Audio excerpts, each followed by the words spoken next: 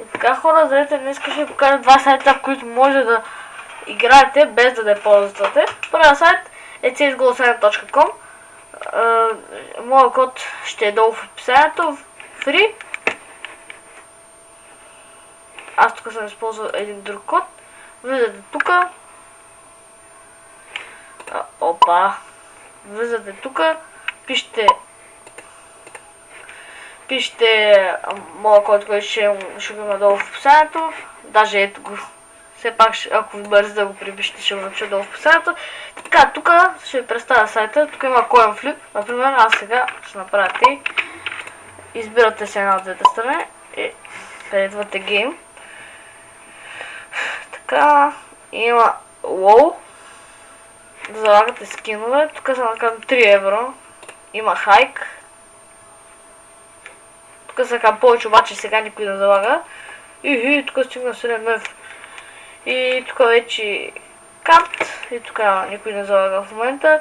И че този сайт е много добър. Получил съм доста скинове от него. И така, хора, време е да преминаваме към следващия сайт. И така, ето го следващия сайт. Това е CSGO Case. Този сайт също съм получил доста хубави скинове. Влизане на Free. Enter to код. И тук ще го има моя код в описанието.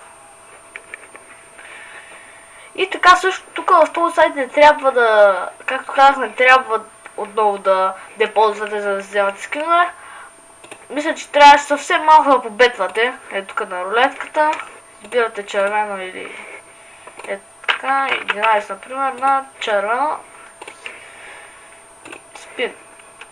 О, да, бъгнало ми се, иначе аз нямам токени. И за да може да ми помогнете с токените и за да използвате кода, за да вземете ви точки, просто въведете кода и от Market. Ето тук има много хубави скинове, но няма да ви стигнат пърте. От Market Short Price, като поиграете малко, ще може да си вземете скинове. И така, хора, това беше от мен клипа, надявам се да ви хареса.